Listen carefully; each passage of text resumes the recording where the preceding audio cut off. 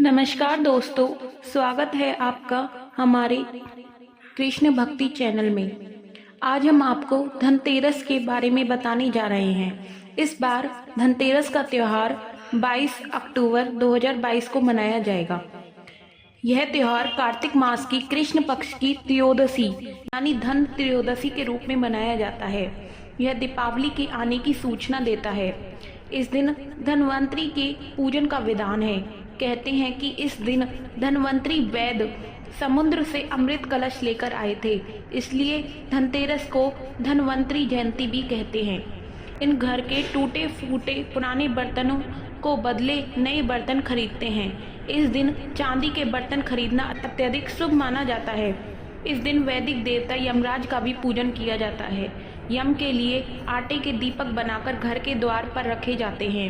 रात को स्त्रियां दीपक में तेल डालकर 4 बत्तियां जलाती हैं। जल, रोली, चावल, गुड़ और फूल आदि नैवेद्य सहित दीपक जलाकर यम का पूजन करती हैं। धनतेरस की कथा इस प्रकार है। एक बार भगवान विष्णु लक्ष्मी जी सहित पृथ्वी पर घूमने आए। कुछ देर बाद भगवान लक्ष्मी जी से बोले, मैं दक्षिण दिशा में जा रहा हूँ, तुम यहीं ठहरो। परंतु लक्ष्मी जी विष्णु जी के पीछे चल दी। कुछ दूर चलने पर ईख का खेत मिला। लक्ष्मी जी एक गन्ना तोड़कर चूसने लगी। भगवान लौटे तो उन्होंने लक्ष्मी जी को गन्ना चूसते पाया। इस पर क्रोधित होकर उन्होंने श्राप दिया कि तुम जाओ, तुम जिस किसान का यह खेत है उसके घर 12 वर्ष तक सेवा करोगी। विष्णु भगवान जी क्षीर सागर लौट गए तथा लक्ष्मी जी किसान के यहाँ रहकर उसे धन धान्य से पूर्ण कर दिया। 12 वर्ष पश्चात जब लक्ष्मी जी भगवान विष्णु के पास जाने को तैयार हो गई, परंतु किसान ने उन्हें जाने नहीं दिया। भगवान लक्ष्मी जी को बुलाने आई, परंतु किसान ने उन्हें रोक लिया। तब विष्णु भगवान बोले, तुम परिवार सहित गंगा स्नान करने जाओ और इन कौड़ियों को भी गंगा जल में ही छोड़ आना, तब तक मैं यहीं रहूंगा।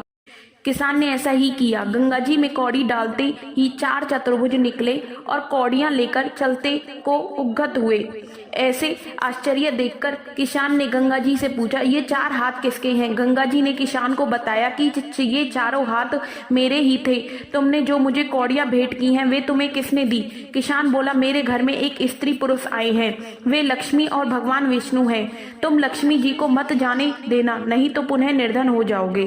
किसान ने घर लौटने पर लक्ष्मी जी को नहीं जाने दिया। तब भगवान ने किसान को समझाया कि मेरे श्राप के कारण लक्ष्मी जी तुम्हारे यहाँ 12 बरस तक तुम्हारी सेवा कर रही हैं। फिर लक्ष्मी जी चंचल हैं, इन्हें बड़े बड़े नहीं रोक सकते, तुम हट मत करो। फिर लक्ष्मी जी बोली, हे किसान, यदि तुम मुझे रोकना चाहते हो तो कल धनतेरस है, तुम अपने घर को स्वच्छ रखना, रात्रि में घी दीपक जलाना, मैं तुम्हारे घर आऊंगी, तुम उस वक्त मेरी पूजा करना, परंतु मैं अदृश्य रहूंगी। किसान ने लक्ष्मी जी की बात मान ली। लक्ष्मी जी के द्वारा बताई विधि से पूजा करी, उसका घर धन धान्य से भर गया। इस प्रकार किसान प्रतिवर्ष लक्ष्मी जी का पूजन करने लगा तथा अन्य लोग भी उनका पूजन करने लगे।